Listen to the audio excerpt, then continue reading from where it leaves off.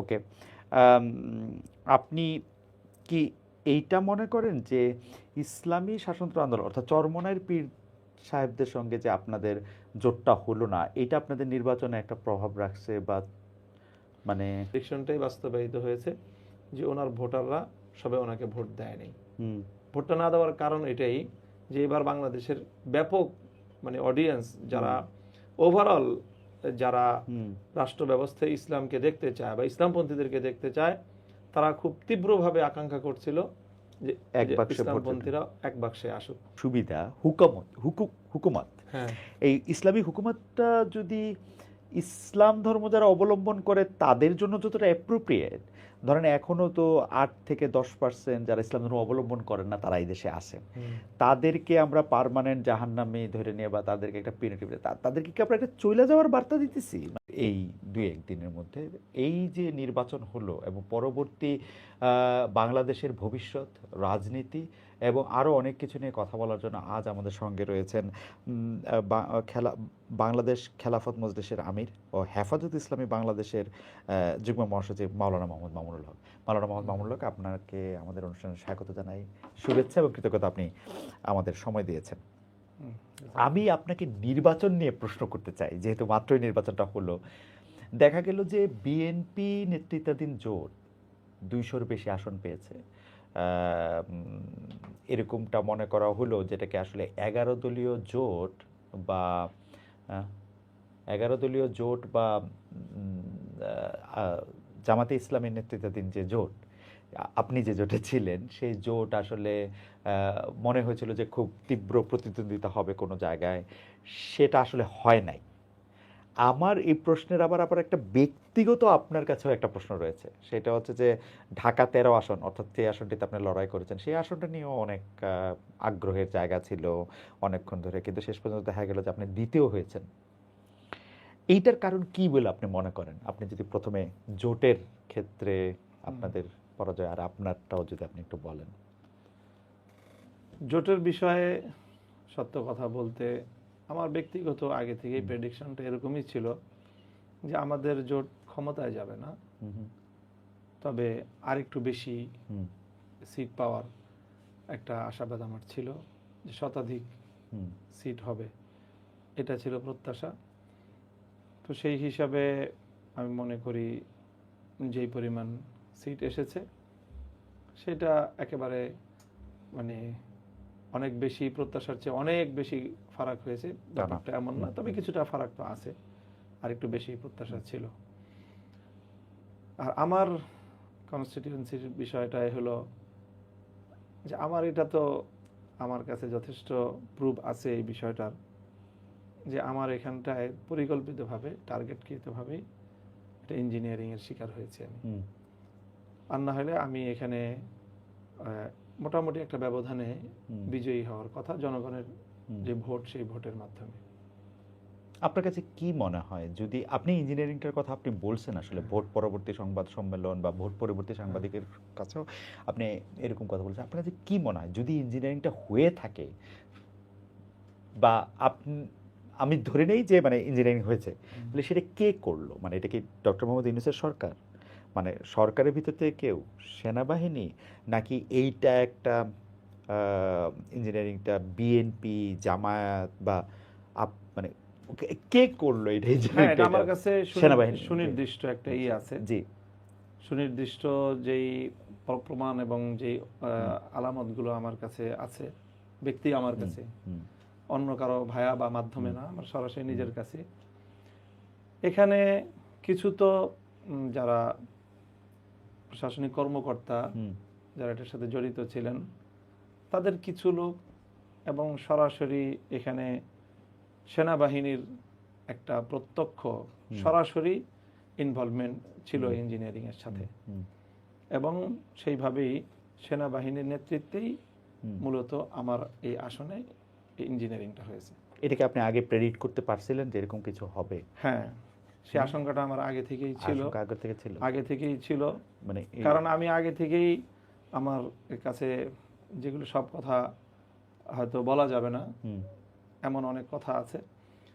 সেনাবাহিনীর আকাঙ্ক্ষা ছিল যেন আমরা বিএনপির সাথে এলাই করি। হুম, আমি সঙ্গত কারণে নানা হিসাব নিকাশে হুম, সেটা আমি করতে পারি নাই।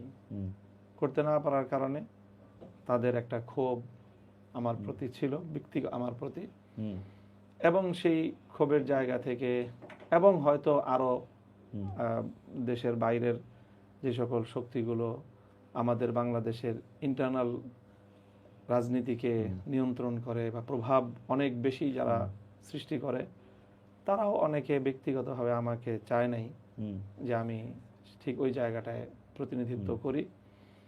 তো তাদের প্রত্যক্ষ একটা মানে ইনভলভমেন্টের মাধ্যমেই আমাকে এখানে নির্বাচনে পরাজিত করার জন্য সরাসরি তারা কাজ করেছে এখানে। আপনার কি মনে হয় যে আপনি যদি জোটটা বিএনপির সাথে করতেন তাহলে এটা এটা হতো না, এটা হতো না? নিশ্চিতভাবেই আমি এমপিও হতাম এবং মন্ত্রীও থাকতাম।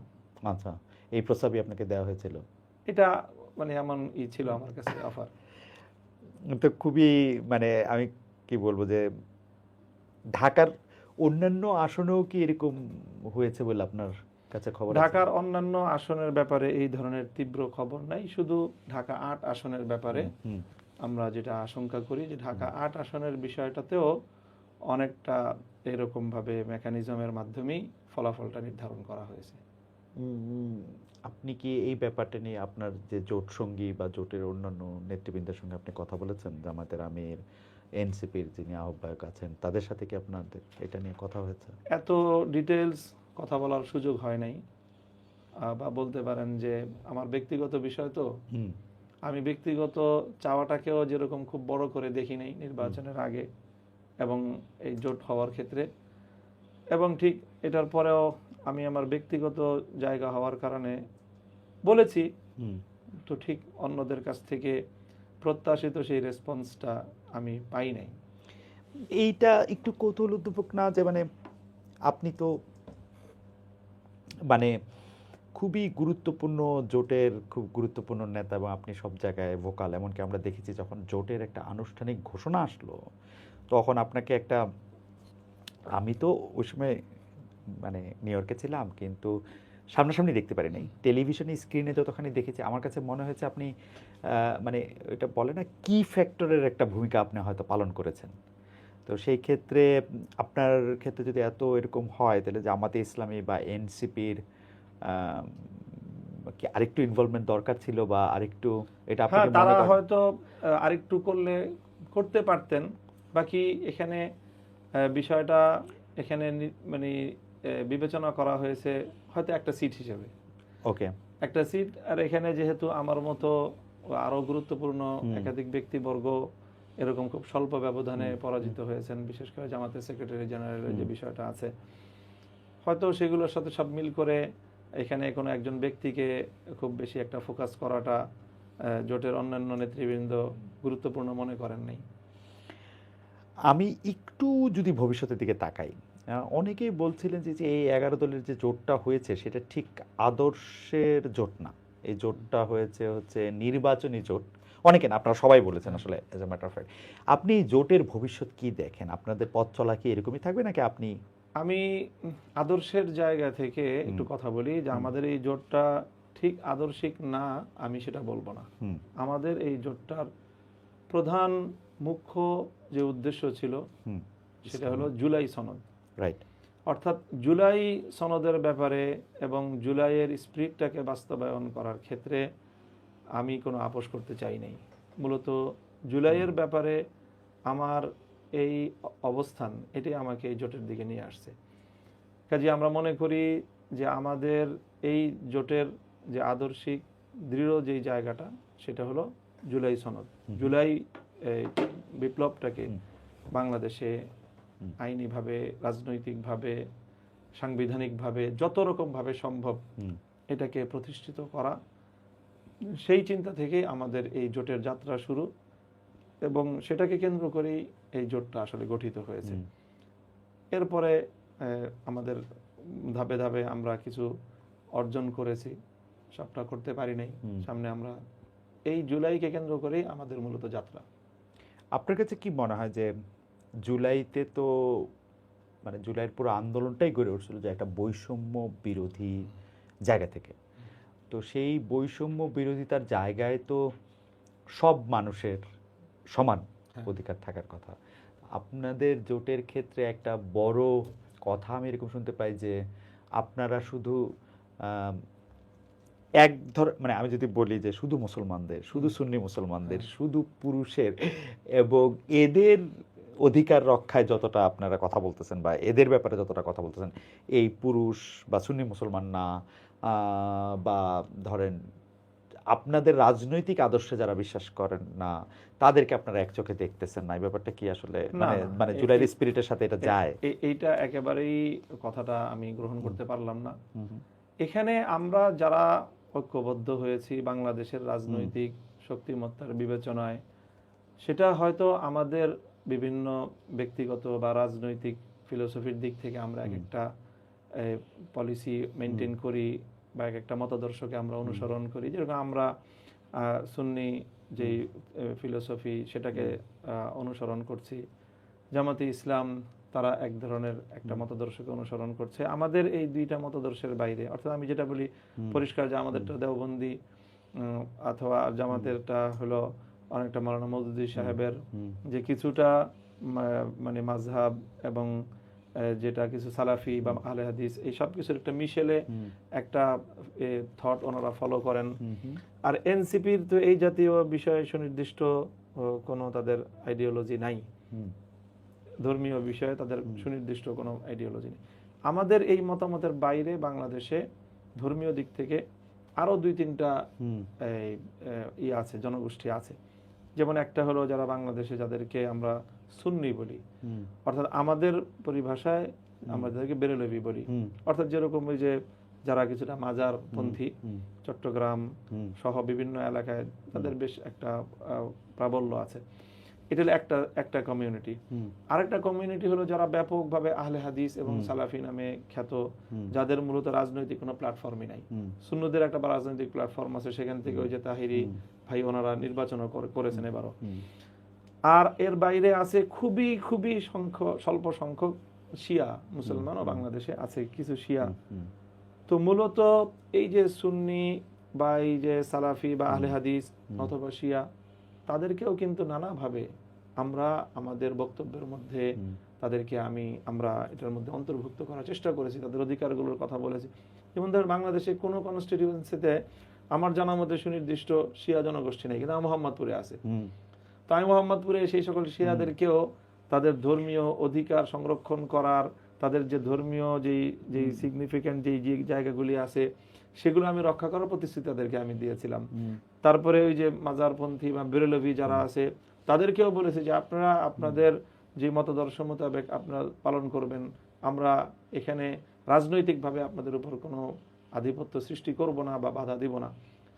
তার মানে এই সব জায়গাগুলি তো আমরা মানে বৈষম্যের ভিত্তিতে বিবেচনা করিনি, আমরা সকলের বৈষম্যহীন একটা অধিকার প্রতিষ্ঠারই কাজ করেছি।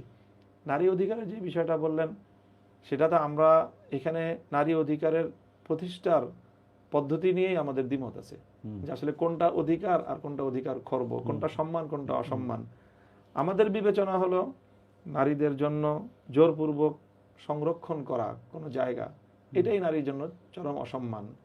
তারাও ওপেন এখানে আপনার করবে, পার্টিসিপেট করবে এবং তারা এখানে কোয়ালিফাই করবে, প্রতিযোগিতা করছে, যেটা প্রতিযোগিতার মধ্যে দিয়ে আসবে। কারোর জন্য কোটা সংরক্ষণ করা প্রথমেই এটা তাকে করে এটা ইঙ্গিত করে যে তুমি পিছিয়ে পড়া। মানে আপনি নারীর কোটার কথা বলছেন। আমি যদি একটা একটা করে বলি, আপনি তো শিক্ষক মানুষ, এত চমৎকার করে বলেন, আমি মুগ্ধ হয়ে শুনতেছিলাম আসলে। কিন্তু আমি যে জিনিসটার প্রতি আপনার একটু দৃষ্টি আকর্ষণ করতে চাই সেইটা হচ্ছে যে শাইখুল হাদিস মাওলানা আজিজুল হক, আপনার যে মরহুম, তো ও বাবা, তো উনারও কিন্তু যখন মানে একটা ইসলামিক শাসন ব্যবস্থা বা একটা খেলাফতের জায়গা থেকে যখন এই কথাটা বলেন, উনার আদর্শের একটা সুস্পষ্ট পার্থক্য জামাত ইসলামের সঙ্গে ছিল। এমনকি উনার স্কুলের সাথে আপনি বলছেন কিছুটা মাওলানা রাজ্জাক বিন ইউসুফেরও আসলে অনেকগুলি বিষয়ে মতান্তর ছিল। আপনি হেফাজতে ইসলামের যুগ্ম মহাসচিব, আমি এই প্রশ্নটা আপনাকে আগেও করছি। হেফাজতে ইসলামের যিনি আমির আছেন, অনেক বয়স্ক মুরব্বী মাওলানা বাবু নগরী সাহেব, উনিও একটা একদম, উনারটা তো একদম সাংঘাতিক স্পষ্ট যে ওটা উনি বলতেছেন।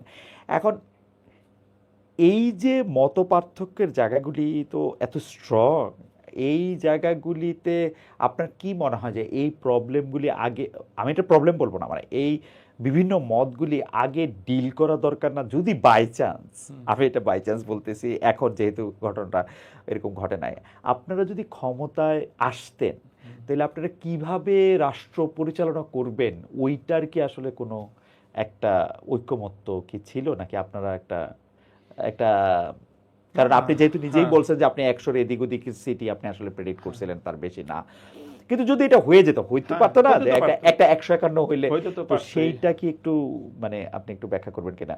আর একটা ছোট্ট করে আপনি অবৈদিলে একটা লেজ একটু সংযুক্ত করে আপনি একটু, যারা মুসলমানই না বা এই ধর্মের অন্তর্গতই না, তাদের ব্যাপারটাও যদি একটু বলেন। আর নারীদের ক্ষেত্রে আমি সহশিক্ষা, তারপর হচ্ছে তার ফ্রিডম অফ চয়েস আছে কিনা, যে সে কি ধরনের পোশাক পরবে, সে কি ধরনের সাজগোজ করবে, এইটা আসলে আপনাদের যে রাষ্ট্র, যে রাষ্ট্র আপনারা পরিচালনা করবেন, ওইটা কিভাবে বলবেন, এইটা যদি একটু আপনি একসাথে বলেন আর কি।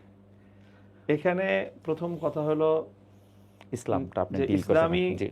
ইসলামের অন্তর্গত আবার যে সকল বিভিন্ন সাব গ্রুপের মধ্যকার পারস্পরিক মতভিন্নতার যে জায়গাগুলো, সেই জায়গাগুলো যদি আমরা ক্ষমতায় যদি চলে যেতাম তাহলে কিভাবে ডিল করতাম। তো স্বাভাবিকভাবেই আমরা এবার তো এই আগে থেকেই ধরে নিয়েছি যে আমাদের এই প্রক্রিয়ায় ক্ষমতায় যাওয়ার মাধ্যমে সরাসরি ডিরেক্টলি একভাবে মানে এক দফায় বা এক ধাপেই আমরা ইসলামকে পরিপূর্ণভাবে রাজনৈতিকভাবে বাংলাদেশে বা প্রশাসনিকভাবে, তারপরে একেবারে শাসনতান্ত্রিকভাবে, হ্যাঁ, সর্বভাবে পরিপূর্ণ আমরা ইসলাম প্রতিষ্ঠা করতে পারবো, সেটা তো আমরা বলি না। আমরাও তো এটাই বলছি যে এটা তো বাংলাদেশের বর্তমান যে রাষ্ট্র কাঠামো, সেই রাষ্ট্র কাঠামোর মধ্যে দিয়ে আমাদেরকে ধাপে ধাপে ইসলাম প্রতিষ্ঠার দিকে অগ্রসর হতে হবে। তো ইসলামের যে রাষ্ট্র ব্যবস্থা, সেই রাষ্ট্র ব্যবস্থা প্রতিষ্ঠিত হলে ইসলামী যে রাষ্ট্র ব্যবস্থা, যে শরিয়া ব্যবস্থা, শরিয়া আইন, সেটার ক্ষেত্রে কিন্তু আমাদের এই যে পারস্পরিক যতগুলো গ্রুপ, আপনি সুন্নি বলেন, দেওবন্দি বলেন, এমনকি আহলে হাদিস বলেন, মওদুদি সাহেবের অনুসারী জামাত ইসলাম বলেন, আমাদের মধ্যে এই জাতীয় বিষয়ে কিন্তু কোনো দ্বিমত নেই, কোনো মত পার্থক্য নাই। কিন্তু শরিয়ার ক্ষেত্রে তো আমি যদ্দূর দেখছি যে ইভেন মাযহাবগুলির মধ্যে আমি বড় ছোট বলবো না, আমি বলবো যে মত ভিন্নতা রয়েছে। না, মানে শরিয়া যখন আপনি বাস্তবায়িত হবে, তো বাস্তবায়িত হওয়ার মূল যে পলিসি বা মূল যে পদ্ধতি, সেটার ব্যাপারে কিন্তু মাযহাবগুলোর মধ্যে কোনো পার্থক্য নেই। একটা জায়গায় পার্থক্য হবে, সেটা আমি বলে দিই। একটা জায়গায় পার্থক্য হবে হলো বিভিন্ন মাসআলা যেগুলো নাকি প্রয়োগ করতে হবে রাষ্ট্রকে আদালতের মাধ্যমে, সেখানে আদালত কোন মাযহাব ফলো করবে, এই একটা প্রশ্ন আসবে। তো এই প্রশ্ন আজকে নতুন না, এটা প্রায় 1300 বছরের প্রশ্ন, এবং সেই 1300 বছরেই কিন্তু ইসলাম কোনো না কোনো মাযহাবকে অনুসরণ করেই এই সকল বিষয়গুলিকে বাস্তবায়ন করেছে। এবং সেখানে আদালতের এক ধরনের, আদালতের যিনি জাস্টিস হবেন, বিচারক হবেন, এবং রাষ্ট্র মূল কাঠামোতে যারা নেতৃত্বে থাকবেন, তাদের এক ধরনের রাইট আছে। যেরকম এখন ধরেন সৌদি আরবে ওনারা কিন্তু শরিয়া আদালত বেশ কিছু ক্ষেত্রে পরিচালনা করেন। আবার ইমারাতে ইসলামী আফগানিস্তান, তারাও কিন্তু শরিয়া আদালত শতভাগ বাস্তবায়ন করতেছেন। তো সেখানে কিন্তু সৌদি আরবে এক ধরনের ফিকহ তারা অনুসরণ করতেছেন, সেটা নিয়ে কিন্তু আমাদের হানাফিরা কোনো সময় আপত্তি করি না, যেটা ইসলাম অনুযায়ী হলো না। আবার ইমারাতে ইসলামিয়া ওনারা শতভাগ ফিকহে হানাফি অনুসরণ করতেছেন, ওখানে কিন্তু অন্য মাযহাবের কেউ অথবা ইভেন যারা মাযহাব অনুসরণ করে না, তাদের পক্ষ দিয়ে কিন্তু কখনোই এই অভিযোগ করা হয় না যেটা তো ইসলাম অনুযায়ী হলো না। কারণ ইসলামের মধ্যে আমরা সকলেই এই কথাগুলো মানি যে এই জায়গাগুলোতে যদি আদালত যে কোনো একটা মাযহাবকে বা যে কোনো একটা থটকে তারা প্রমাণের ভিত্তিতে অনুসরণ করে আদালত যখন একটা সিদ্ধান্ত দিবে তখন ওইটা সকলের কাছেই গ্রহণযোগ্য হয়ে আচ্ছা, যায়। আমি এই প্রশ্নটা একটু তাহলে অন্যভাবে করি যে মাওলানা মামুনুল, আমি ধরে নেই যে আপনার রাষ্ট্র পরিচালনা করতেছেন, তো মাওলানা মামুনুল হকের পক্ষে কি জামায়াতে ইসলামীর নির্ধারিত শাসন ব্যবস্থা পুরোপুরি মেনে নেওয়া সম্ভব ছিল? মানে এটা কোনো একটা আলোচনার মাধ্যমেই সিদ্ধান্ত হতো, আচ্ছা, এবং সেই অবশ্যই আলোচনাটাকে সেই আলোচনার মাধ্যমে তাদের মধ্যে ইসলামিক স্কলাররা আছেন, ওকে। আমাদের মধ্যে ইসলামিক স্কলাররা আছে, আমরা বসে এটা একেবারে নির্ধারণ করতাম যে আসলে এই বিষয়ে রাষ্ট্রীয় পলিসির ক্ষেত্রে আমরা আমরা কোনটা কোনটা নিচ্ছি। ফলো করব। আচ্ছা, আমরা একটু মুভ ফরওয়ার্ড করি যে যদি আপনি যারা বাংলাদেশের সংখ্যালঘু আছেন, নারী আছেন, তাদের ব্যাপারে মানে তারা কি একটা দ্বিতীয় শ্রেণীর বা মানে যারা মুসলমান নন, তাদের মধ্যে এরকম একটা আশঙ্কা থাকে যে আপনারা যদি ক্ষমতায় আসেন তাহলে তারা দ্বিতীয় শ্রেণীর নাগরিকে পরিণত হবেন কিনা? কেন তারা দ্বিতীয় শ্রেণীর নাগরিক হওয়ার তো কিছু নাই। এখানে ইসলাম প্রদত্ত তাদের যেই অধিকার, অনেক জায়গায় তাদেরকে অগ্রাধিকার প্রদান করা হয়েছে, অনেক জায়গায় সমান অধিকার প্রদান করা হয়েছে, কোথাও কোথাও পার্থক্য করা হয়েছে। যেরকম ইসলামে যারা মুসলমান তারা রাষ্ট্রকে জাকাত পে করবে, অমুসলিম তো জাকাত দিবে না। তো জাকাত একটা রেভিনিউ কালেকশনের বড় একটা। জাকাত কি রাষ্ট্রকে দেয়? জাকাত তো রাষ্ট্রকে দেয়। হ্যাঁ, রাষ্ট্রের জাকাত তো মানে আমি যদি কোনো রাষ্ট্রে নাও অবস্থান করি তারপরেও তো না, আমার কিন্তু যখনই ইসলামী রাষ্ট্র হবে, হ্যাঁ, ইসলামী রাষ্ট্রের অন্যতম একটা কাজ হলো জাকাত কালেকশন করা। কিন্তু মানে আমি এটা একটু বোঝার জন্য আর কি, জাকাত তো ধরেন আমি বাংলাদেশ ইসলামিক রাষ্ট্র না, আমারও মানে আমি যদি মুসলমান হই ঠিক আছে, আবার আমেরিকাতেও তো আমার জাকাত, জাকাত এটা ব্যক্তির উপর ফরজ হয়, রাইট, কিন্তু এইটার ব্যবস্থাপনা করাটা ইসলামী রাষ্ট্রের দায়িত্ব। ওকে, যখন আল্লাহ রাসূল সাল্লাল্লাহু আলাইহি ওয়াসাল্লাম এভাবেই করতেন। এটা কি মাস্ট যে মানে এটা বাংলাদেশ ইসলামী রাষ্ট্র হলে আমি জাকাতটা সরকারি জাকাত ফান্ডেই দিব, এটা কি মাস্ট? মানে সরকার এই বিষয়ে মানে আমার কি এটাতে ফ্রিডম থাকবে না যে আমি জাকাতটা অন্য কাউরে দিব কিনা? যখনই খেলাফত প্রতিষ্ঠিত হবে বা ইসলাম পরিপূর্ণভাবে অনুসরণ হবে, মানে এটা নাকি বাস্তবায়িত হবে, তখন সেখানে রাষ্ট্র যেইভাবে নির্ধারণ করে দিবে ওকে, সেইভাবেই দিতে হবে, এবং যতটুকু বলবে রাষ্ট্রীয় ফান্ডে দিতে একজন ব্যক্তিকে ততটুকু রাষ্ট্রীয় ফান্ডেই তাকে দিতে হবে। আচ্ছা, হ্যাঁ, আর যদি রাষ্ট্র যদি বলে যে না আমরা এই দায়িত্বটা এভাবে নিচ্ছি না, আপনারা যার যার মতো করে জাকাত দিয়ে দেন, সেটাও রাষ্ট্র সেই সুযোগ রাখতে পারে। ও মুসলিমদের ক্ষেত্রে যেহেতু তারা জাকাত দিবে না, জাকাত দিবে না, তারা জিজিয়া দিবে, এবং রাষ্ট্রীয় যে খরচের যে এইটা রেভিনিউ কালেকশনের মধ্যে জাকাত যেরকম একটা ফান্ড, ঠিক এরকম জিজিয়া আরেকটা সোর্স। জিজিয়া ওকে একটু লেসার সিটিজেন করে না, মানে যে মুসলমান মানে না তাকে একটু কম সিটিজেন করে যায় না, মানে কম সিটিজেন করে না, সেটা হলো বিশ্বাসের জায়গা থেকে এটা প্রমাণ করে যে সে আল্লাহর দেওয়া বিধানটাকে, মানে আল্লাহকে বিশ্বাস, আল্লাহর ধর্মকে সে বিশ্বাস করতেছে না। এটার শুধু একটা লক্ষণ এটা, যে তুমি যেহেতু আল্লাহকে বিশ্বাস করছো না, আল্লাহর ধর্মকে, আল্লাহর দেওয়া বিধানকে তুমি মানছো না, কাজেই তুমি জাকাত দিতে পারছো না, এই জন্য তুমি জিজিয়া দিবা। এটা কি একটু শাস্তিমূলক, একটু পিউনিটিভ?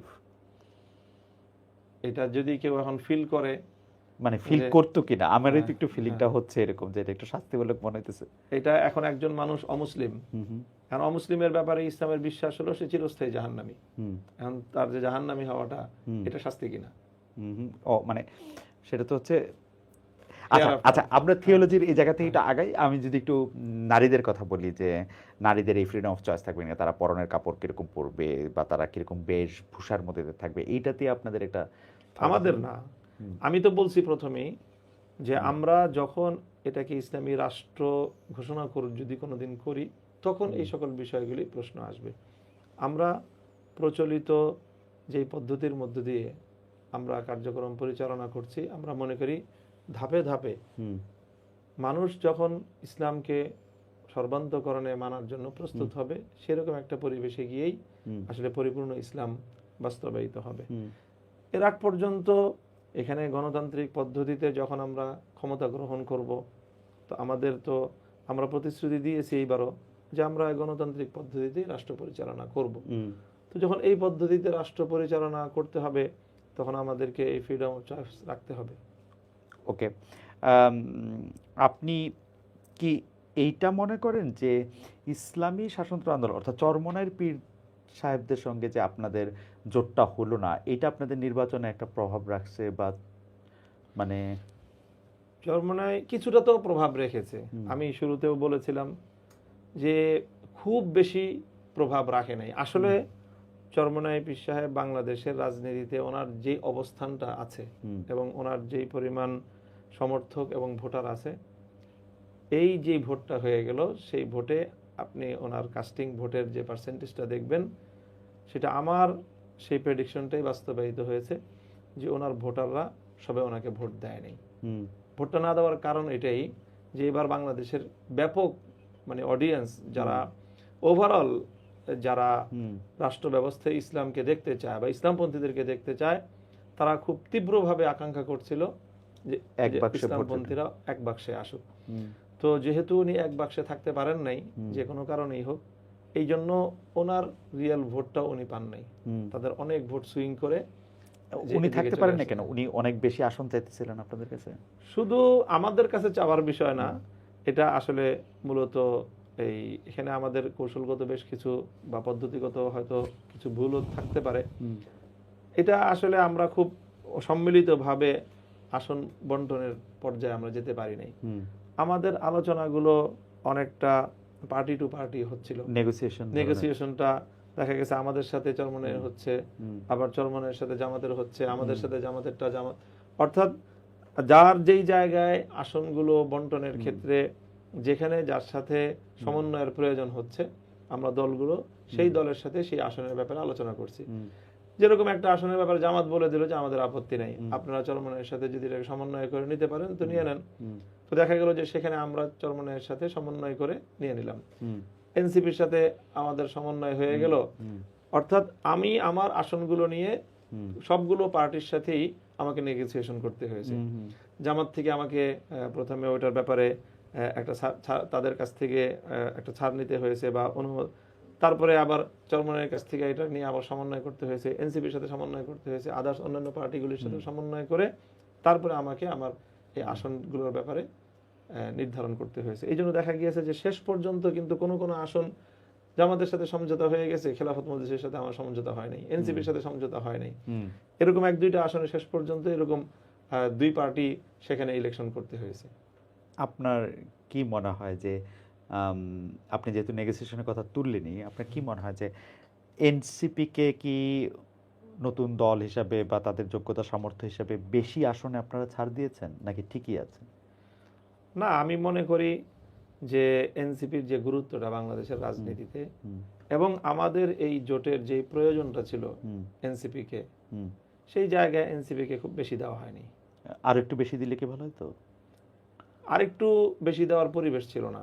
যখন তারা একেবারেই এলিফ্যান্ট টাওয়ারে আসছে, সেই সময় সমন্বয় করতে যতটুকু আসলে দেওয়াটা উচিত ছিল, সেই উচিত মতোই তাদেরকে দেওয়া হয়েছে। আমরা এটা শুনছি, আপনি এটা কতটুকু বলবেন আপনারা জানি না, মানে এই যে নেগোসিয়েশনটা, সেই নেগোসিয়েশন টেবিলে অনেক দুয়ারেই যাওয়া আসা এরকম ব্যাক অ্যান্ড ফোর্থ হয়েছে। মানে কে বিএনপি জোটের সাথে যাবে, আপনি বাদেও এনসিপি আসলে বিএনপির সাথে যাবে না আপনাদের সঙ্গে আসবে, সেটা অনেক টানাপোড়েন হয়েছে। অনেকেই বলে থাকেন যে এইটার মধ্যে আপনি একটা কি ফ্যাক্টর হিসাবে, মানে এনসিপি যাতে জামাতের সাথে বা আপনাদের জোটের মধ্যে আসে, আপনার সাথেই অনেক বেশি আলোচনা হয়েছে, এটা কি ঠিক? না, আমার সাথে একটা পর্যায়ে আলোচনা হয়েছে, অর্থাৎ আমি আমার রাজনীতির অবস্থানটা কোন দিকে হবে, আমি বিএনপির সাথে এলাই করব না জামাতের সাথে এলাই করব, এটা নিয়ে আমি অনেক পরে ডিসিশন নিয়েছি আমাদের অন্যান্য ইসলামী দলগুলোর তুলনায়। একেবারে লাস্ট মোমেন্টে আমি সিদ্ধান্তটা নিয়েছি।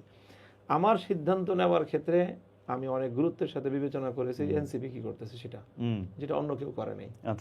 আমার কাছে এনসিপির গুরুত্বটা অনেক বেশি ছিল। আমি যেটা আমার দেখায় বাংলাদেশে অন্য কোনো রাজনৈতিক দল এনসিপিকে এতটা গুরুত্ব দিয়ে কেউ ওইভাবে বিবেচনা করে নাই যতটা আমি করেছি এবং আমি এখনো করি।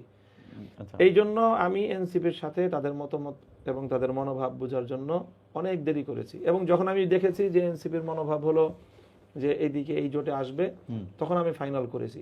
এরপরে আবার এনসিপি কিছুদিন আবার একটু ঝুলন্ত ছিল, কিন্তু লাস্ট শেষ পর্যন্ত তারা এখানেই এসেছে। তো সেই হিসাবে আমার চাওয়াটা পূর্ণ হয়েছে আর কি। তারা মোটামুটি ভাবে নেগোসিয়েশন করতেছিল আপনাদের সঙ্গেও, আবার অন্য জোটের সঙ্গেও এটা নেগোসিয়েশন করতেছিল। আপনার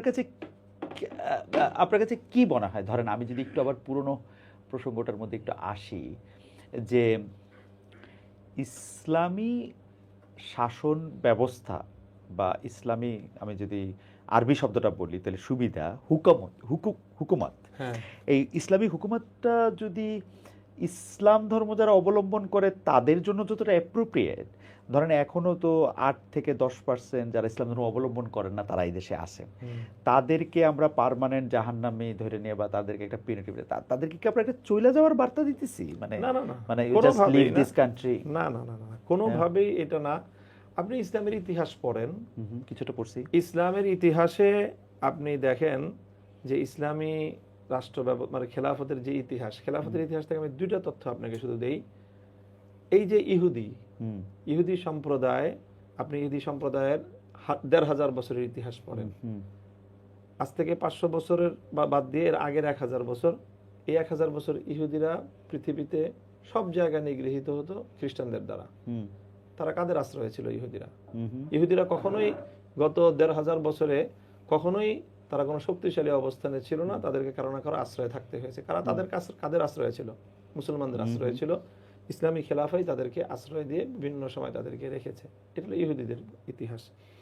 এরপরে দেখেন আপনি, যেখানেই মুসলমানদের শাসন ব্যবস্থা ছিল, সেই শাসন ব্যবস্থায় মানে ধর্ম মানে অন্যান্য ধর্মে, বিশেষ করে হিন্দু ধর্মাবলম্বী, বৌদ্ধ ধর্মাবলম্বীর যে সংখ্যাধিক্য, সেটাও কিন্তু বিপুল পরিমাণ। আমি আমাদের সাবকন্টিনেন্টাল কথাই যদি বলি, ৭০০ বছর এখানে মুসলমানরা শাসন করেছে, এবং এই ৭০০ বছরই মুসলমানরা সংখ্যালঘু আর হিন্দুরা সংখ্যাগুরু, সংখ্যাগরিষ্ঠ থেকেও এখানে তারা মুসলমানদের দ্বারা শাসিত হয়েছে। তো যদি ক্ষমতার কারণে মানে অমুসলিমদেরকে লিভ করার যদি কোনো বিষয়টা থাকতো, তাহলে ভারতবর্ষে কোনো হিন্দু খুঁজে পাওয়া যেত না এখন। কিন্তু আসলে মুঘল পাঠানরা যেভাবে ভারতবর্ষ শাসন করছে, তাদের শাসন করা ভারতবর্ষের যতটুকু লক্ষণ বা যতটুকু বৈশিষ্ট্য আছে, আপনারা কিন্তু তার থেকে আলাদা ইসলামের কথা বলতেছেন। এটা হচ্ছে আমার ১ নাম্বার পয়েন্ট। মানে আকবর বাদশার ইসলাম আর মামুনুল হকের ইসলাম এক না। আকবর বাদশার ইসলাম, আচ্ছা ঠিক আছে, হুমায়ুন সাহেবের কথা বলেন, আলমগীরের কথা বলেন। আলমগীর কিন্তু ৬ জনের মধ্যে একদম ব্যতিক্রম, দা ফ্যান্টাস্টিক 6 যদি আমি বলি, তারপরে তো আরো ৩ জন ৪ জন ছিল। আলমগীর বা ঔরঙ্গজেব উনি তো একদমই ব্যতিক্রম আসলে।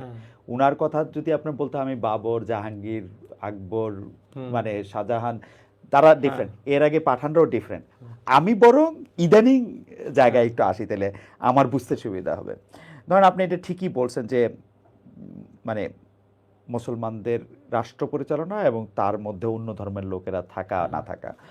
আমরা যদি এই যেই শতাব্দীটা চলে গেল, সেই শতাব্দীতে আপনি যদি অটোমানদের, মানে যারা তুর্কদের পতনের ক্ষেত্রে ইসলামিস্ট রাষ্ট্রগুলির এক ধরনের সরাসরি ইনভলভমেন্ট আসে, সরাসরি ইনভলভমেন্ট, যেই জন্য আমার তুর্কি ফ্রেন্ডরা কিন্তু আরবদের হেট করে লাইক এনিথিং, বিকজ তারা ব্রিটেনের সাথে হাত মিলায়া এই রাষ্ট্রটা ভাঙার জন্য তারা অ্যাক্টিভ পার্টিসিপেশন করছে, এবং যার জন্য ইসরায়েল নামক রাষ্ট্রটা সৃষ্টি হয়েছে, ইরাকের মতো একটা কৃত্রিম রাষ্ট্র সৃষ্টি হয়েছে।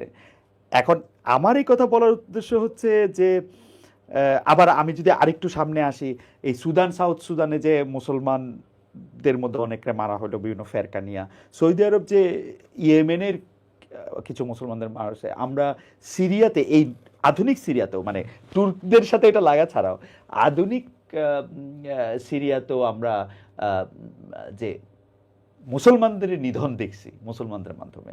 তাহলে এইটা একটা মনে হয় না যে আমরা যদি এই জিনিসগুলি ডিল না করি, আমরা যদি এই জিনিসগুলিরে ঠিক না করি, তাহলে আমরা একটা এরকমই একটা সময়ের দিকে আমরা হয়তো যাব। কারণ আজ হোক কাল হোক এমন তো হইতেই পারে যে আপনারা রাষ্ট্র ক্ষমতার মধ্যে আসবেন। তা এইটার ব্যাপারে মানে আপনারা ভাববেন কিনা বা ভাবছেন কিনা? মানে অবশ্যই অবশ্যই বিষয়টা আমি মনে করি যেসব যে ইতিহাসগুলি আসতেছে, যখনই প্রপার ওয়েতে কোথাও ইসলামী রাষ্ট্র প্রতিষ্ঠিত হয়েছে এবং সেটাকে সারা দুনিয়ার ইসলামিক স্কলাররা, আলেম সমাজ যখনই সেটাকে সমর্থন দিয়েছে, তো সেই ইসলামী রাষ্ট্রের মধ্যে আপনি কখনোই কোথাওই অমুসলিমদের প্রতি কোনো ধরনের অবিচার অথবা অমুসলিমদের তাদেরকে তাদের ভিটে মাটি, জায়গা জমি, দেশ ছাড়ার কোনো ইতিহাস আপনি খুঁজে পাবেন না। আমার মনে হয় হ্যাঁ। এই ব্যাপারটা আরেকটু আপনি হয়তো পরীক্ষা করে দেখতে পারেন। এরকম ঘটনা কিন্তু আসলে আছে। যাই হোক, আমি আপনার সাথে মানে এই তর্ক থেকে লজিকে থাকলে- ব্যাক হ্যাঁ, এন্ড ফোর্থ থেকে ব্যাক এন্ড থাকলে ফোর্থ, এটা গ্রহণযোগ্য না। আমি আমি মনে করি অটোমান সাম্রাজ্যের মধ্যেও এরকম বহু ঘটনা আছে। এখন অটোমানদেরকে আপনি যথেষ্ট মুসলমান বলবেন কিনা সেইটার একটা মানে না, অটোমানদেরকে আমরা যথেষ্ট না, পূর্ণ মুসলমানই বলি। হ্যাঁ। ইসলামের ব্যাপারে আমাদের তাদের ইসলামের ব্যাপারে আমাদের আপত্তি এই নাই। এই হ্যাঁ, এই কেউ হারেম কোনো সহ তারপরে আছে যে কোনো ব্যক্তি সেখানে ব্যক্তিগতভাবে বা পরিপূর্ণ আদর্শ থেকে কিছুটা বিচ্যুত হয়ে থাকতে পারে, কিন্তু ওভারঅল সামগ্রিক সিস্টেমটা পতন যুগের ইসলামের মানে তারা অন্তত ধারণ করছে। ওকে, ঠিক আছে, আমরা একটু মুভ ফরওয়ার্ড করি। আমরা যদি আপনাকে আপনার রাজনৈতিক ভবিষ্যতের কথা জানতে চাই, যে আপনি আসলে আপনার রাজনীতিটারে আপনি এখন কোন দিকে বেশি কনসেন্ট্রেট করতে চাচ্ছেন? যে এটা কি তরুণদের মধ্যে আপনি আরো বেশি পৌঁছাতে চান? আপনি কি সব ধর্মের, সব বর্ণের, সব লিঙ্গের মানুষের কাছে পৌঁছাতে চান? মানে আপনার স্ট্র্যাটেজিটা কি হবে আসলে, মানে এখন এই মুভ ফরওয়ার্ড, এই নির্বাচন উত্তর আপনার রাজনীতিটার ক্ষেত্রে? আমাদের এখন বড় বিষয় হলো জুলাই স্পিরিটটা, যেই বৈশিষ্ট্য সহ জুলাই বিপ্লবটা হয়েছে, এই জুলাই বিপ্লবটাকে বাংলাদেশে বাস্তবায়ন করা, এবং আমাদেরকে যতটা সর্বশ্রেণীর মানুষের কাছে আমরা নিজেদেরকে, আমাদের যদি ভুল ত্রুটি থেকে থাকে, সীমাবদ্ধতা থেকে থাকে, সেই বিষয়গুলিকে ওভারকাম করে আমরা জাতীয় নেতৃত্বে যাওয়ার জন্য আরও যতটা নিজেদেরকে মানুষের কাছে উপযোগী করে উপস্থাপন করা যায়, সেটাই হবে আমাদের স্ট্র্যাটেজি এখন। আমি একটু আন্তর্জাতিকভাবে আপনাকে এটাই আমার প্রায় শেষ প্রশ্ন, শেষের দিকের প্রশ্ন।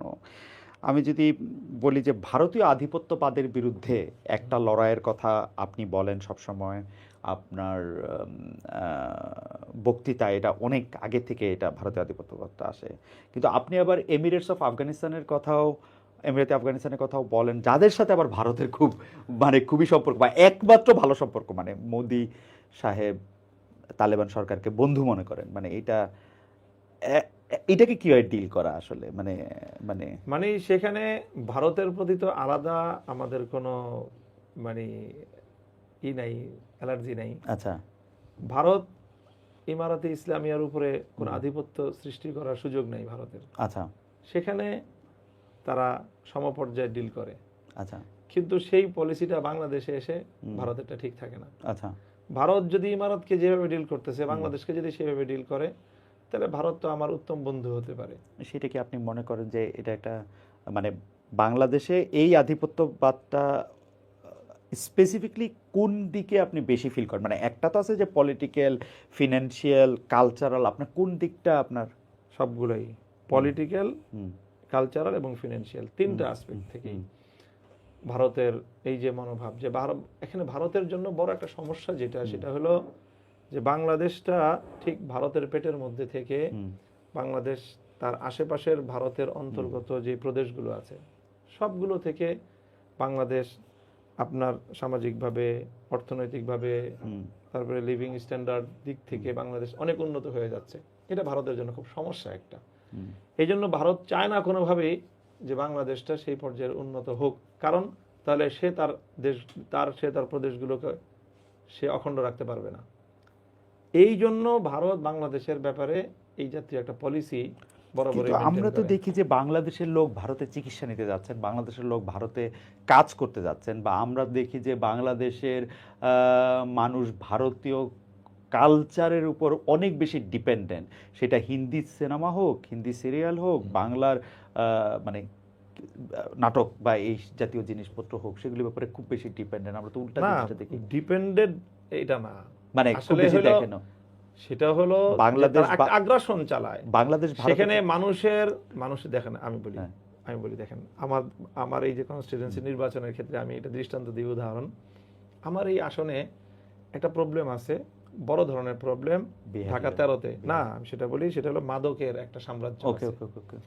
এখন মাদকের সাম্রাজ্যকে যদি আমি উৎখাত করতে চাই, মাদকের বিরুদ্ধে আমাকে একটা অবস্থান নিতে হয়েছে সমাজের স্বার্থে, এলাকার স্বার্থে, মানুষের স্বার্থে। কিন্তু মাদকের সাম্রাজ্যের সাথে এত বেশি মানুষ এটার সাথে জড়িত, এবং এমন এমন মানুষ জড়িত যারা নির্বাচনকে প্রভাবিত করতে পারে। এখন আমি যেহেতু মাদক, তারা বুঝতে পেরেছে যে আমি নির্বাচিত হলে মাদক এখানে থাকবে না, তাদের বিরাট স্বার্থের হানি ঘটবে।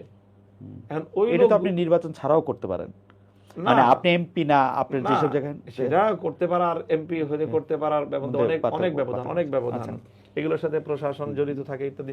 তো দেখা গিয়েছে যাদের স্বার্থে আঘাত হানবে তারা কিন্তু আমার বিরুদ্ধে আবার সংঘবদ্ধ হয়ে দেখা গিয়েছে তারা আমার প্রতিদ্বন্দ্বীর সাথে গিয়ে ভিড়ে গেছে।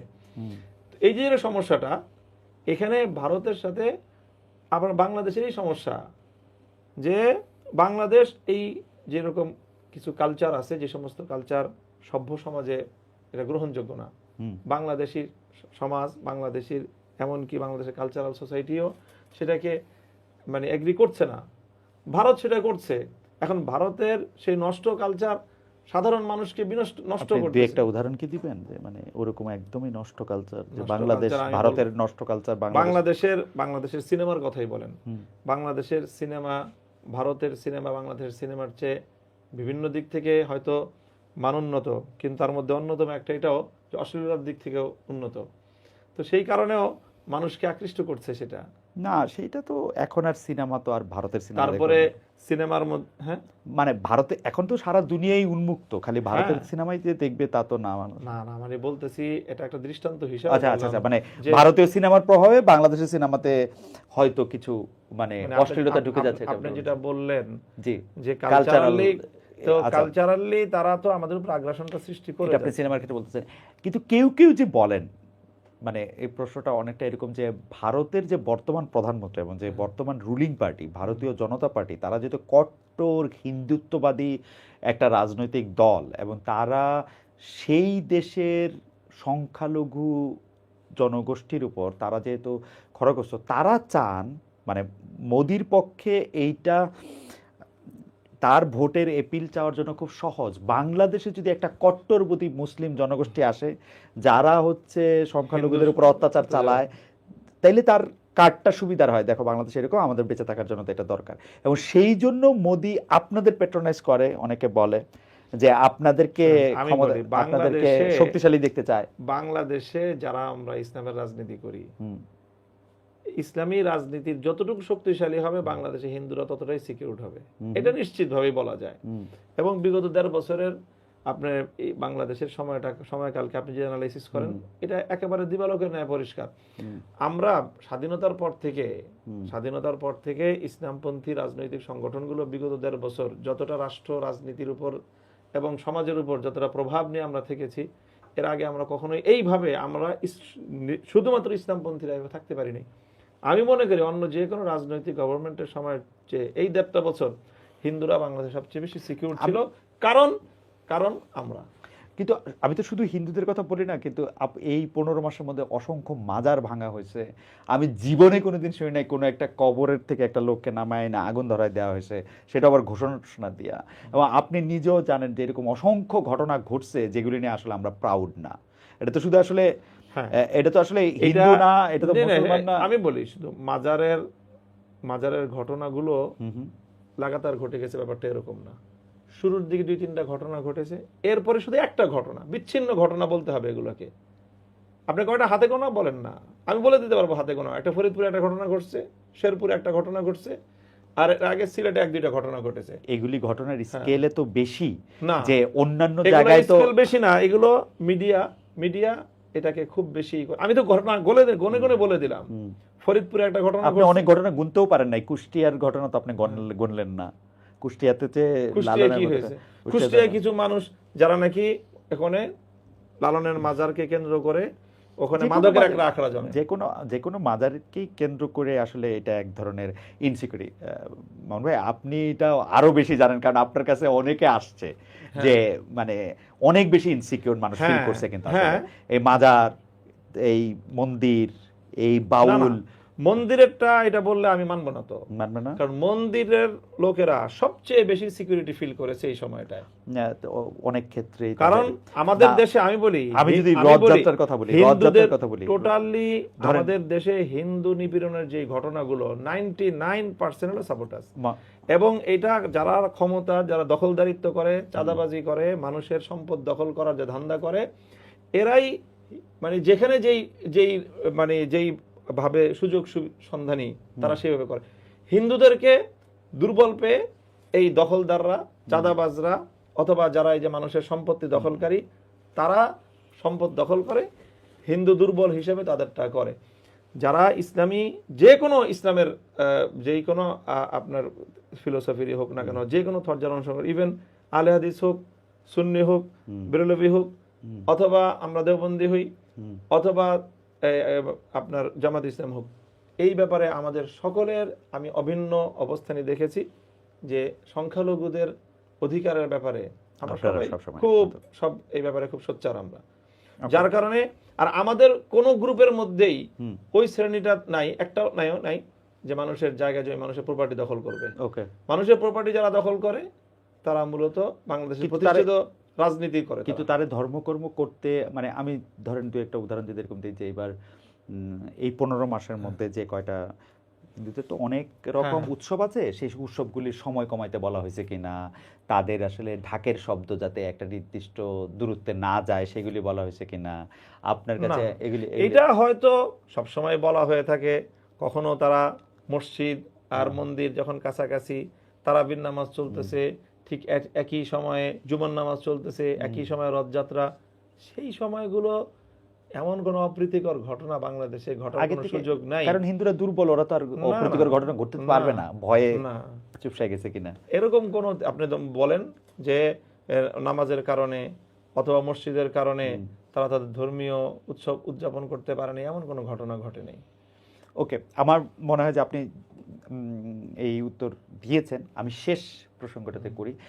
আপনি একজন স্বনামধন্য শিক্ষক, কিন্তু আমার কিছুটা আলাপ এই অনুষ্ঠান শুরুর আগে আপনাকে বলতেছিলাম যে এই কওমি মাদ্রাসাতে পড়াশোনা করে যারা বেরিয়ে আসছেন তাদের সংখ্যা এবং তাদের পরবর্তী জীবন, এটাকে যদি আমি একটা পেশাগত জীবন বলি, এই যে একটা বিপুল ওয়ার্কফোর্স এবং এই যে এই তরুণীরা বেরিয়ে আসছেন, তারা দেশের অর্থনৈতিক ব্যবস্থাপনায় কিভাবে কাজে লাগতেছেন আসলে, বা যেটাকে আমরা হচ্ছে মানে ফিনান্সিয়াল ইনস্টিটিউশন, মানে মানে এটা তো হলো আমাদের, আমি মনে করি বড় ধরনের রাষ্ট্রের ব্যর্থতা। রাষ্ট্রের ব্যর্থতা মানে হলো যে রাষ্ট্র আসলে সমন্বয়ের কোনো উদ্যোগ গ্রহণ করে নাই। সেটা একেবারে 1947 থেকে নিয়ে ধারাবাহিকভাবে এই সংকটটা ক্রিয়েট হয়েছে। 1947 সালে তখনই আমাদের আলেমুলামাদের পক্ষ থেকে এই দাবি ছিল রাষ্ট্রের প্রতি যে আপনারা সমন্বিত উদ্যোগ গ্রহণ করেন, যাতে শুধুমাত্র আলেমুলামাদের উপর ধর্মকে রক্ষা করার, মানুষের মধ্যে ধর্মীয় শিক্ষা, ধর্মীয় সেন্টিমেন্ট, এই বিষয়গুলো রক্ষা করার শতভাগ দায়িত্ব শুধুমাত্র আলেমদের উপর যেন না বর্তায়, সেটা একটা ব্যবস্থা গ্রহণ করেন। কিন্তু এই রাষ্ট্র, এই সরকার কিছুই করতে পারে নাই। দেখেন বাংলাদেশের জাতীয় শিক্ষা ব্যবস্থায় প্রাইমারি স্কুলে 5 বছর, হাই স্কুলে 5 বছর, ইন্টারে 2 বছর, 12 বছর, তারপর অনার্সে 4 বছর, 16 বছর, এরপরে আরো 2 বছর, 18 বছর পড়াশোনা করার পরে কোনো একজন শিক্ষার্থী যদি সে না কোনো আলেমের কাছ থেকে মানে পার্টিকুলারলি, এবং সে যদি সুনির্দিষ্টভাবে পড়াশোনা না করে, সে নিদেন বিসমিল্লাহির রহমানির রহিমটাও শুদ্ধ করে উচ্চারণ শিখতে পারে না। তো এই ব্যর্থতা কার? এই ব্যর্থতা রাষ্ট্রের, জাতীয় শিক্ষা ব্যবস্থার। আমরা বলতেছি যে তুমি প্রাইমারি স্কুলে অন্তত একজন কোরআনের শিক্ষক দাও, সেটা দিবে না, দেয় নাই, আজও পর্যন্ত দেয় নাই। তো ধর্ম মানুষকে, এই বিপুল পরিমাণ যে বাংলাদেশের মানুষ, 18 কোটি মানুষের মধ্যে অলমোস্ট আপনার ধরেন 16 থেকে 17 কোটি মুসলমান, এই মুসলমানদের ধর্মীয় জিজ্ঞাসার জবাব কে দিবে? এই জিজ্ঞাসার জবাব দেওয়ার তো দায়িত্ব একমাত্র আমাদের, আর কেউ দেওয়ার মতো নাই, রেসপন্সিবল কেউ নাই। তো আমি যখন এই জবাবটা দিতে হবে আমাকে, তো আমাকে এখান থেকে ইসলামিক এই পরিমাণ পারদর্শী এবং সংখ্যায় এত পরিমাণ তৈরি করতে হয় যে আমার আর কোনো দিকে নজর দেওয়ার সুযোগই নেই। আমাদের একজন দর্শক, একটাই খালি দর্শকের প্রশ্ন নেই, ওনার নাম ফারদিন খান। উনি আপনার একটু ওপিনিয়ন জিজ্ঞেস করতে বলছেন যে সেটা আমরা দেখতে পাচ্ছি যে আফগানিস্তানের যে নিউ ওয়াইফ বিটিং ল, এটা নিয়ে আপনি আসলে বলবেন কি? নানা ধরনের মতামত বা দেখা যাচ্ছে। শুনেন, আফগানিস্তানের ব্যাপারে হুম আমি নিজে আমার যথেষ্ট অ্যানালাইসিস আছে। আমি মৌলিক একটা কথা বলে দিই। হুম আফগানিস্তানে তারা যেই মানে প্রসেসিংটা ফলো করছে, সেটা হলো কোরআন সুন্নাহকে শতভাগ তারা অনুসরণ করছে। হুম এটা হলো কাজী আফগানিস্তানের যে কোনো যে কোনো আইনের ব্যাপারে যদি কেউ প্রমাণ করতে পারে যে না এটা কোরআন হাদিসে নাই, হুম কোরআন কি মানে ইসলামী শরিয়ার, কোরআনে স্ত্রীকে আমি কথাটা বলি, আমি মৌলিক কথাটা বলতেছি, কোরআন সুন্নাহ বিরোধী কোনো আইন তারা করেছে, এটা যদি সাব্যস্ত হয় তখন এটা অভিযোগ করা যাবে যে হ্যাঁ তারা একটা অন্যায় কাজ করেছে। ঠিক কথা বলেছেন। আমি কথাটা শেষ করি। জি, আপনি ঠিক এখানে বলেছেন। যেটা হচ্ছে সেটা হলো এই এবার যে দেখেন, আমি বলি একটু, না আমাকে এই কথাটা বলতে দিতে হবে। জি না, আপনি বলেন। সেটা হলো যে একটা দৃষ্টান্ত দেই, হুম মানে এটার রিপ্রেজেন্টেশনটা কিভাবে হয়। হুম ধরে নেন একজন বাবা, আমি একজন বাবা, হুম হ্যাঁ, আমার সন্তান আছে 4 জন। হুম ঘটনাটা এমন ঘটবে যে আমি বেঁচে থাকবো, আমার সব সন্তানরা আমার চোখের সামনে মারা যাবে। হুম এই ঘটনাটাকে দুই ভাবে ব্যক্ত করা যায়। হুম এমন ভাবে বলা যায় যে আমি খুব উৎফুল্ল হব, আবার এমন ভাবে বলা যায় যে আমি বিমর্ষ হয়ে যাব। যদি বলা হয় ভাবে যে আপনার চোখের সামনে আপনার সব সন্তানগুলি মরে যাবে, হুম জিনিসটা খুব খারাপ যাবে, আমার জন্য খুবই বেদনাদায়ক হবে। আবার যদি এভাবে বলা যায় যে আপনি অনেক দীর্ঘ হায়াত পাবেন, আপনার সকল সন্তানের পরেও আপনি বেঁচে থাকবেন। এখানে মিডিয়াটা যেই কাজটা করে আফগানিস্তানের ব্যাপারে, যে আইনটার ব্যাপারে এখানে মিডিয়া অপপ্রচার চালাচ্ছে, পশ্চিমা মিডিয়া সরাসরি যারা 20 বছর আগ্রাসন চালিয়েছে প্রত্যক্ষভাবে, এখন সেই আগ্রাসনে তারা পরাস্ত হয়ে এখন তারা এইভাবে অপপ্রচারের মাধ্যমে তাদেরকে ঘায়েল করার চেষ্টা করছে। এখানে তারা যেই ধরনের আইন করেছে সেটা হলো, যদি কেউ তার স্ত্রীকে প্রহার করে যদি এই ক্ষতিটুকু করে ফেলে যে অর্থাৎ তার শরীরে কোনো স্পট হয়ে গেল, সে জখম হয়ে গেল, স্ত্রী জখম হওয়ার মৃদু আঘাত করলে একজন মানুষকে সেই শাস্তি দিবেন যে আপনি যদি একজন মানুষ আপনাকে খুন করে ফেললো আর একজন আপনাকে আঘাত করলো, দুটো শাস্তি কি এক সমান হবে? এখন যদি আপনাকে বলা হয় যে তুমি খুন করলে তোমার নামে মৃত্যুদণ্ড হবে, আপনি যদি এটাকে আপনি যদি এইভাবে শিরোনাম করেন যে খুন করার আগ পর্যন্ত অনুমতি দেওয়া হয়েছে, ব্যাপারটা তো এটা না। সেখানে তারা দণ্ডবিধি করেছে, দণ্ডবিধির মধ্যে অপরাধের মাত্রা শনাক্ত করা হবে না। তো এই দণ্ডের জন্য অপরাধের মাত্রা তো এই দণ্ডের জন্য অপরাধের মাত্রা ঠিক করার অর্থ তো আর এটা না যে তার আগ পর্যন্ত অপরাধকে বৈধতা দেওয়া হচ্ছে। এটা চরম ভাবে পশ্চিমা মিডিয়ার ভয়ঙ্কর রকমের একটা আমি যদি একটু পরিষ্কার জন্য বলি যে মানে আপনি কোরআন বা হাদিসের কথা বলতেছিলেন, কোরআন বা হাদিস অনুযায়ী কি স্বামী স্ত্রীকে প্রহার করতে পারে একটা মাত্রা, মানে যে কোনো মাত্রা পর্যন্ত পারে? স্বামী মানে শুধু এটা অবশ্য বাইবেলের তো পারে, বাইবেলে এরকম বলা আছে যে বুড়ো আঙ্গুলের সমান মোটা একটা লাঠি হইতে ওইটা দিয়ে মারো, অসুবিধা নাই। ওটা হলো স্ত্রী শুধু না, এটাকে বলা হয়েছে পুরো ফ্যামিলির কথা বলা হয়েছে, মানে এইভাবে বলা হয় না, স্ত্রীকে আলাদা করে বলা হয় না। যেটা বলা হয়েছে সেটা হলো পরিবারের কর্তা তার অধস্তন সকলকে মৃদু আঘাত করতে পারবে, যে আঘাতে তার শরীরে কোনো স্পট পড়বে না। পরিবারের কর্তা মানে পরিবারের কর্তা বাবা, হচ্ছে বাবা সন্তানের উপর, সেই ব্যাখ্যায় আসে স্বামী তার স্ত্রীর উপর। কিন্তু ব্যাখ্যায় আসুক আর যেমনি আসুক, এটা তো আসলে আসেই, মানে এটা তো ঠিকই আছে, সহিহ আছে। আমার মনে হয় যে তাহলে এই ক্ষেত্রে কি পশ্চিমা মিডিয়া কি এটা ভুল রিপোর্ট করলো? অবশ্যই, শুধু ভুল না, উদ্দেশ্য প্রণোদিতভাবে। কি উদ্দেশ্য? আমার কাছে লাগে যে পশ্চিমা মিডিয়া যেটা করে না সেইটা হচ্ছে খোদ বাইবেলেও যে এটা আছে এটা তারা বলে না। এটা আছে, কিন্তু বাইবেলেও আছে, এবং আসলে অনেকগুলি সাদা জায়গাতে এটা এখনো আছে, যে এই আইনটা এখনো আছে যে স্বামী স্ত্রীকে মারতে পারবে। তো ওইখানে ক্ষেত্রে বলা আছে, ব্যাখ্যাটা বলা আছে বুড়ো আঙ্গুলের চেয়ে মোটা বেত হইতে পারবে না। না, ইসলামে যেটা আছে সেটা হাদিসের মধ্যে যেটা আসছে সেটা হলো পরিবারের কর্তা তার পরিবারের সদস্যদেরকে শাসন করতে পারবে, হুম, এমন ভাবে শাসন করতে পারবে যেন তার শরীরে কোনো স্পট না পড়ে। ওকে। এইটা কি মায়ের ক্ষেত্রেও বলা আছে যে মা বাচ্চাদের ক্ষেত্রে হ্যাঁ। করতে পারবে? মায়ের ক্ষেত্রে বলা আছে হ্যাঁ। মা বাচ্চাদের পারবে কিন্তু কর্তাকে তার পারবে না, মানে কর্তা তো না, মা সন্তানদেরকে পারবে, বড় কিন্তু ভাই ছোট হাজবেন্ডকে তার ভাইকে পারবে পারবে, না। বড় ভাই ছোট ভাইকে মা পারবে, তো মানে স্বামী স্ত্রী তো আর হাজবেন্ডকে পারবে হ্যাঁ, না। না পারবে না। এইটার ক্ষেত্রে একজনকে আরেকজনের চেয়ে শ্রেষ্ঠত্ব দেওয়া হয়েছে, মানে শ্রেষ্ঠত্ব না, মানে কর্তৃত্ব দেওয়া হয়েছে। কর্তৃত্ব দেওয়া হয়েছে। আচ্ছা, কর্তৃত্ব আর দেওয়া হয়েছে। শ্রেষ্ঠত্ব তো এক না, নেতৃত্ব আর কর্তৃত্ব একটা ভিন্ন জিনিস। কর্তৃত্ব তো শ্রেষ্ঠত্বের চেয়ে বড় মামুনুর ভাই। কর্তৃত্ব তো হ্যাঁ, সেটা শ্রেষ্ঠত্বের- বললে হ্যাঁ, বলেন। কর্তৃত্ব তো মানে শ্রেষ্ঠত্বের চেয়ে ইসলাম বড়। এখানে পরিষ্কারভাবে পুরুষকে নেতৃত্ব দিয়েছে, বা কর্তৃত্ব দিয়েছে। হ্যাঁ, কর্তৃত্ব দিয়েছে কর্তৃত্ব স্ত্রীর দিয়েছে। উপর, এবং বাবাকে কর্তৃত্ব দিয়েছে সন্তানের উপর, সন্তানের উপর মায়েকেও কর্তৃত্ব দিয়েছে। ওকে, ফেয়ার এনাফ। আমরা একদম শেষ পর্যায়ে আপনি যদি বাংলাদেশের মানুষদের উদ্দেশ্যে বা আমাদের জন্য যদি কিছু বলতে চান 30 সেকেন্ড, একদমই সমাপনী আপনার এখানে এসে। আমি বলবো জি, বাংলাদেশের যে নির্বাচনটা হয়ে গেল, এই নির্বাচনটা শান্তিপ্রিয় হওয়ার কারণে আমরা দেশের জনগণকে এবং দেশবাসীকে অভিনন্দন জানাই। তবে এর মধ্য দিয়ে যেই কাজটা করলো এস্টাবলিশমেন্ট, তারা এত সুন্দর একটা আয়োজনের মধ্যে, হুম, মানে এক মণ দুধের মধ্যে হুম, এক ফোঁটা তারা মুখ ঢেলে দিল পেশাব দিয়ে, এটাকে সম্পূর্ণটাকেই একটা প্রশ্নবিদ্ধ করে রাখলো, যেটা বাংলাদেশের মানুষকে হয়তো অনেক দিন পর্যন্ত ভোগাবে। আপনাকে অনেক ধন্যবাদ মাওলানা মামুনুল হক। আমরা আপনার এই সুন্দর ইয়েতে এসে আমরা খুবই আনন্দিত। আমাদের সম্পূর্ণ টিমের পক্ষ থেকে আপনাদের ধন্যবাদ। দর্শক, আমরা এরকম আবারও আপনাদের সাথে দেখা হবে, সে পর্যন্ত আপনাকে